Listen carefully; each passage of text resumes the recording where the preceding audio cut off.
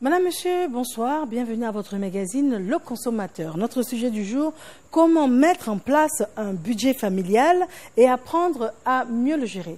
Vous le savez, nous avons pour ambition de répondre à vos préoccupations. Donc, comment gérer ce budget familial? Pour en discuter, bien évidemment, nous recevrons des experts à ce sujet. Actuellement, monsieur et madame Tola se sont posés ce genre de questions. Ils ont trouvé des solutions à leur manière. Je vous propose de les suivre et on se retrouve juste après.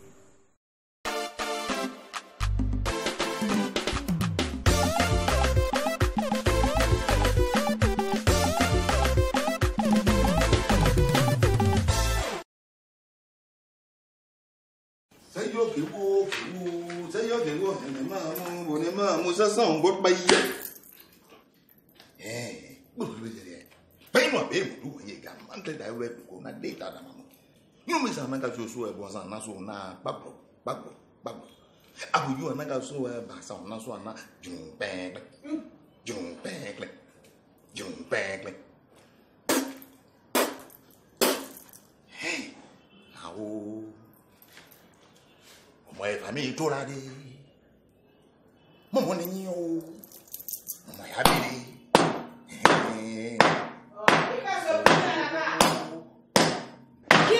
Hey, toi, qu'est-ce que tu as à faire du bruit comme ça? C'est quoi ça? C'est un gris-gris. Non, c'est une assurance maladie. C'est mon féticheur guérisseur qui m'a demandé de l'accrocher dans la maison et plus personne ne tombera malade. Seigneur! Faut pas me mettre en palabre avec Dieu, hein? Pardon. Mais comment tu peux accrocher des gris-gris dans la maison? Ton docteur Quadio là me fatigue avec ses soins et ses ordonnances coûteuses. C'est pourquoi j'ai décidé de le remplacer. Hein? Donc maintenant, là, tes féticheurs et guérisseurs, là, c'est eux qui vont remplacer le médecin de la famille maintenant. Ah oui? Avec Momoni là. Ah non, lui il prévoit les maladies et il les guérit avec ses génies. Et là-bas, c'est pas cher. C'est la nouvelle année. Donc, ce sera de nouvelles résolutions. Et donc, j'ai décidé d'adopter les résolutions afin de me permettre de bien gérer mon budget familial. Et tu penses que c'est avec les fétiches de ton moumouni ou bien ton quoi-quoi-né là, hein, que tu vas planifier nos dépenses? Non, pour la santé d'abord. Maintenant, ce qui concerne l'alimentation, ce sera la mort subite. Papa, on va manger une fois par jour quoi? Je vais m'acheter un vélo pour me rendre au travail. Comme ça, je n'aurai pas à payer le transport qui devient un peu plus trop cher. Papa, toi sur un vélo, à Abidjan, parmi les véhicules. Attends, tu veux rendre maman veuve et nous orphelins, c'est ça? Je suis déjà veuve, ma fille. Non. Vous n'avez rien à craindre. Ça est là. Le fétiche de Moumouni, ça est là pour nous protéger. Bon, en ce qui concerne l'électricité, j'ai décidé de supprimer les ventilateurs. Quoi? Quoi? Papa, la chaleur, les moustiques, mais comment on va gérer ça? On va gérer ça avec les... Comment on appelle vos trucs là? Les éventails, voilà. Les éventails vont remplacer les ventilateurs. Et puis c'est pas tout. Pour l'école... Je suis votre nouveau répétiteur.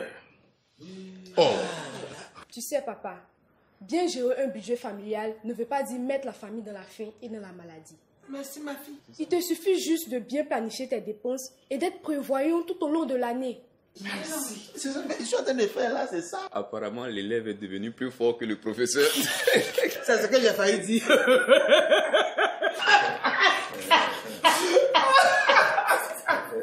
Non, papa, De retour en studio, en tout cas, tout ce que l'on peut dire, c'est sacrée famille, toi là. Nous avons maintenant un reportage détaillé sur le même sujet. On se retrouve juste après. Les bonnes résolutions se prennent en début d'année, même si l'on n'est pas toujours sûr de les réaliser ou les respecter. Y penser, c'est déjà décider de discipliner sa vie et ne pas vivre au jour le jour. Lorsque l'on vient de traverser douloureusement les fêtes de fin d'année avec toutes les dépenses qu'elles impliquent, la première résolution qui vient à l'esprit, c'est de mettre de l'ordre dans ses finances et mieux planifier ses dépenses. Le meilleur moyen d'y parvenir est de recourir à un budget familial.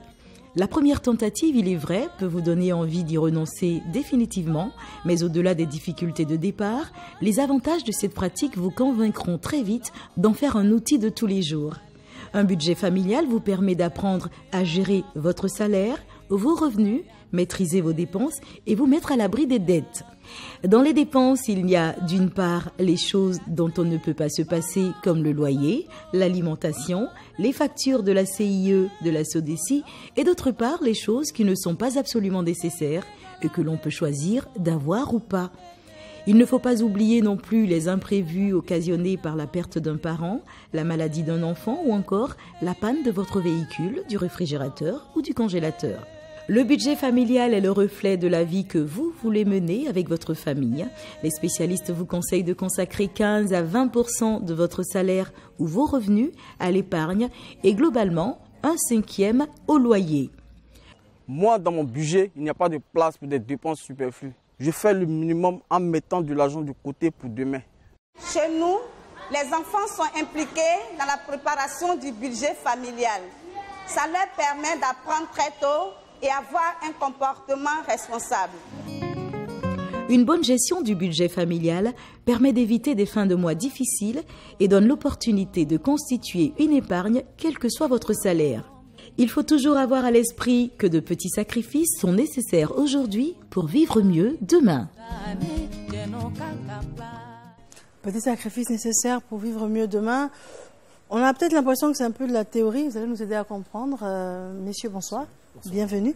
Monsieur Serge Kouamélan, vous êtes directeur exécutif de l'Association professionnelle des banques et établissements financiers de Côte d'Ivoire, la PBFC.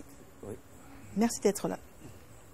Monsieur Adama Koné, vous êtes sous-directeur de la valorisation de la famille au ministère de la Femme, de la Protection de l'Enfant et de la Solidarité. C'est exact, Mariam. Très bien. Miss Astuce m'a dit bonsoir. Bonsoir, Mariam. Alors, tu nous apprends à consommer malin. C'est ça. Et puis à gérer le budget aussi. C'est ça, et des petites astuces pour ça? Alors, puisqu'on parle de budget familial annuel, moi je donnerais quelques astuces pratiques pour mieux dépenser ce budget-là. Alors, monsieur Serge Kouamélan, quelles sont vos prérogatives? Écoutez, l'Association professionnelle des banques est le patronat des établissements de crédit de Côte d'Ivoire. En tant que tel, nos prérogatives, c'est de mener toutes les actions de défense des intérêts des établissements de crédit et ensuite mener des réflexions dans le but de faire avancer et d'améliorer le développement de l'activité bancaire. Monsieur Koné. Merci Mariam. Nos prérogatives en tant que direction de la promotion de la famille, c'est la promotion des valeurs familiales fondamentales. Nous organisons aussi des activités d'éducation et de sensibilisation des familles à ces valeurs-là et des activités de renforcement des capacités des familles, surtout sur plusieurs thématiques, sur les compétences parentales et familiales et notamment le budget familial, bien sûr. Si vous deviez nous définir le budget familial, qu'est-ce que ce serait? Nous dirons que c'est une prévision. C'est une prévision de dépenses et de recettes. C'est-à-dire sur l'an, sur 12 mois par exemple. Et puis, après avoir prévu ces dépenses, nous décidons de passer à la phase de gestion maintenant du budget. Alors, nous avons notre public qui a beaucoup de questions à vous poser. Notre premier intervenant, c'est un instituteur, on l'écoute. Je suis le soutien de tous mes parents. Je n'imagine même pas comment je peux me faire un budget et le respecter avec toutes mes charges. Le salaire ne suffit pas et puis on est soutien de famille. Comment on fait, monsieur Kouamélan? Je pense que quand bien même nous soyons le soutien, il faut toujours une action de planification de nos dépenses. Parce qu'à trop vouloir regarder l'action de soutien, on finit par ne rien garder. Alors qu'au contraire, si on épargne, on peut mieux soutenir. Ça veut dire quoi? Vous avez votre revenu mensuel, vous analysez vos dépenses. C'est un exercice qu'on fait. C'est vrai que c'est difficile, mais vous faites vos prévisions sur le mois. Quelles sont les dépenses utiles? Les dépenses futiles, vous les sortez. Ce qui est nécessaire, ce qui n'est pas nécessaire. Et puis une part de prévision pour les imprévus et surtout une petite part pour l'épargne. Juste avant de poursuivre, j'aimerais vous demander, qu'est-ce que l'on appelle la famille? Qui doit épargner? Monsieur épargne, madame épargne, les deux? Avec la nouvelle loi sur le mariage, la famille est conjointement gérée par les ménages dans l'intérêt des enfants, bien sûr, et de la famille. Ceci étant dit, nous appelons à une solidarité entre monsieur, madame et impliquer même les enfants dans la gestion du budget familial, dans l'élaboration et la gestion du budget familial. Donc, ce n'est pas une affaire de monsieur, madame, non. Quand on décide de se mettre ensemble, c'est qu'on a des objectifs de vie communs. Et là, on a décidé d'avoir un choix de vie et il faut que nous nous mettions ensemble pour réaliser cela. Très bien, voici qui est clair. Notre intervenant suivant, c'est un fonctionnaire. Face à un imprévu, comme un décès ou d'une maladie grave d'un proche, quelle serait votre stratégie pour vous en sortir sans vous endetter? On a parlé de budget, on a parlé de... Vous en appelez à la solidarité du ménage. Alors, un des époux perd quelqu'un de proche. Oui. C'est une dépense imprévue? Oui, effectivement, c'est une dépense imprévue parce qu'on ne peut pas prévoir un décès, malheureusement. Ce qui serait intéressant, c'est d'élaborer un budget et de prévoir des sommes qui nous aideront à faire face à ces imprévus-là. Donc, c'est très important. Si nous ne prévoyons pas l'imprévu, quand l'imprévu arrivera, nous serons vraiment désarçonnés. Très bien. Et si je peux me permettre, aujourd'hui, il existe des produits d'assurance qui sont à la portée de toutes les bourses. Assurance maladie, assurance décès, toutes les bourses peuvent souscrire. Ça permet de gérer ces imprévus. On parle de toutes les bourses, je vous prendrai quelqu'un qui gagne 100 000 francs par mois. Il peut souscrire un produit d'assurance maladie. Je vous dis qu'il existe des produits aujourd'hui pour toutes les bourses. D'accord. C'est l'occasion de vous demander comment est-ce que l'on peut répartir 100 000 francs par mois pour pouvoir prévoir une assurance maladie, peut-être une assurance décès également, peut-être la scolarité des enfants, la nourriture également, le loyer. Comment est-ce qu'avec 100 000 francs, on arrive à faire tout cela? Sans compter qu'il faut toujours épargner. Le montant du salaire ne pose pas forcément un problème. Avec 100 000 francs, on peut réaliser des objectifs d'épargne. On peut épargner et puis on peut faire face à toutes les charges vraiment importantes de la famille. La mise en place d'un budget familial nécessite vraiment une introspection de la famille. On arrive à faire des dépenses inutiles, futiles, et on laisse de côté des dépenses vitales. Les spécialistes le disent d'épargner à hauteur de 10 à 15% de votre revenu. Imaginons, vous avez 100 000 francs et que votre épouse n'exerce pas une activité. Mais avec les 100 000 francs, en épargnant ne serait-ce que 10%, arrimer à un objectif, cela fera peut-être 10 000 francs par mois, 120 000 francs au bout d'une année, et on pourra même financer une activité génératrice de revenus. Et si cette somme est gardée dans une structure de microfinance, ça peut lui permettre d'être une garantie et d'avoir un financement assez consistant. Et avec cela, puisque nous sommes une famille, nous sommes une équipe, nous sommes unis, nous sommes solidaires, alors nous déciderons ensemble de mener une activité, de financer un projet d'activité génératrice de revenus que nous allons gérer ensemble. Ce sont ces nouveaux comportements que nous voulons que les salariés, toutes les populations, n'est-ce pas, qui essaient de se battre au quotidien puissent avoir. D'accord, très bien. Vous voulez ajouter quelque chose de complémentaire? Comme il a dit, vous constituez une épargne et ce produit d'épargne pourra vous permettre de bénéficier d'un accompagnement bancaire. Et comme on l'a dit, il existe des produits. Vous pouvez épargner, par exemple, pour l'acquisition d'un logement. Et en assurance son domicile, ça permet de régler la question de perte, de vol d'un objet à la survenance de cet événement. L'assurance prend le relais. Mais cela suppose qu'on est souscrit au préalable et cette souscription à une assurance, c'est une sorte d'épargne pour la survenance d'un tel incident. J'aimerais vous poser la question suivante. 100 000 francs, dans quelle proportion est-ce que les choses doivent se faire, vous pensez? Oui, je vais vous surprendre, Mariam. Il y a des personnes qui ont 100 000 francs et elles arrivent à réaliser des choses que des personnes même qui ont 300 000 ou 400 000 n'arrivent pas à faire. Comment elles font? Cela suppose tout simplement que ces personnes qui ont des revenus modestes ne vivent pas au-dessus de leurs moyens. Ils ne vivent pas à crédit.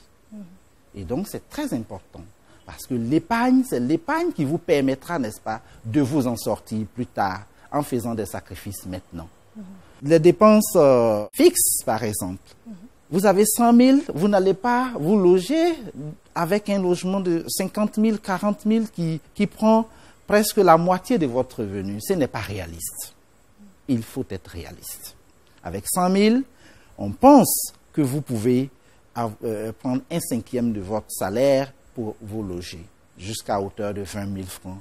Mais là, si nous avons des possibilités de faire des économies sur cet objectif, alors on réduit. On peut prendre quelque chose à 15 000 en entendant. Parce qu'on aspire à un mieux-être, on fait des sacrifices maintenant. Voilà qui est clair. Notre intervenant suivant, nous l'écoutons. Comment peut-on faire des économies quand le salaire ne suffit pas pour couvrir toutes les dépenses? C'est très clair aussi, ça ne suffit pas. Oui, c'est très clair. Le salaire n'a jamais suffi parce que les besoins vont toujours croissant et les besoins, on peut se lever et créer de nouveaux besoins. Et il y a beaucoup de publicité, beaucoup de tentations vraiment à aller sur de nouveaux besoins. Mais il faut être réaliste. Le salaire ne suffit pas, mais si nous adoptons une gestion rigoureuse du salaire, alors nous-mêmes, nous nous rendrons compte qu'il y a certains postes que nous pouvons diminuer. Nous pouvons décider de diminuer notre coût d'électricité. Et je voudrais prendre l'exemple des compteurs prépayés dans certains quartiers. J'ai vu des personnes qui aujourd'hui se lèvent à minuit pour voir le crédit qui leur reste. Et ils disciplinent leurs enfants. Éteignez la télévision, éteignez ceci, tout ça pour mener des économies. Parce que aussi, il faut être réaliste. Donc c'est lié à un comportement. C'est lié à un comportement. Il faut changer de comportement et se dire, je n'ai pas de gros moyens, je ne veux pas vivre comme quelqu'un qui a de grandes ressources, mais je peux me construire petit à petit pour arriver là où je veux être.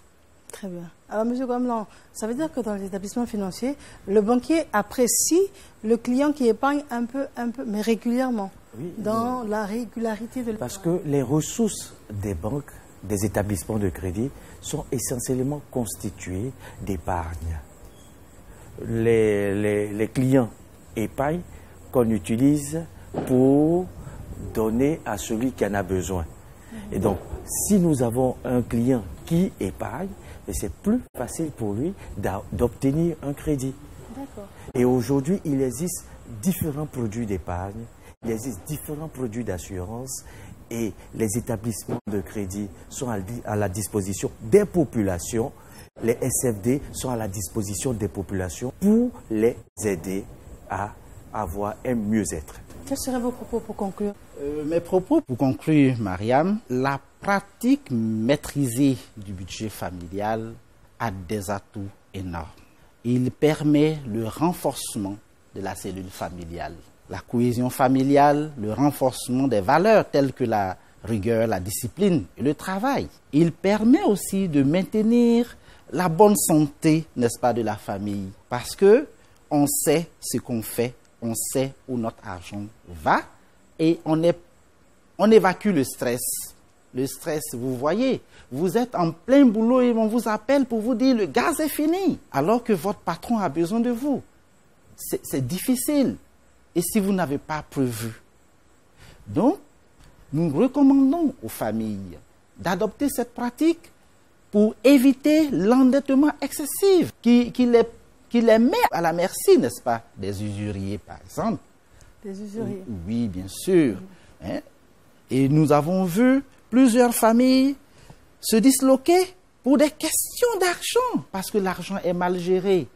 Il est très important que les familles de Côte d'Ivoire soient sensibilisées à cette pratique de la gestion rigoureuse du budget familial qui va leur permettre de sortir de leur état, si c'est un état de pauvreté. Et ça commence dès le mois de janvier, en fait. Ça commence dès le mois de janvier, parce que le mois de janvier, si on avait vraiment établi un budget propre, le mois de janvier, on n'aurait pas de problème. On pourrait épargner pour pouvoir faire face au mois de janvier. Et donc maintenant, comme c'est une nouvelle année, le mois de janvier prochain, nous demandons aux familles, n'est-ce pas, de déjà planifier pour que quand ces périodes arrivent, elles n'aient pas de soucis. Très bien. Monsieur Kwamelo, quels sont vos derniers conseils? Mes derniers conseils, c'est de demander aux populations d'adopter un comportement responsable en établissant effectivement un budget et surtout de dire que les établissements de crédit sont à leur disposition.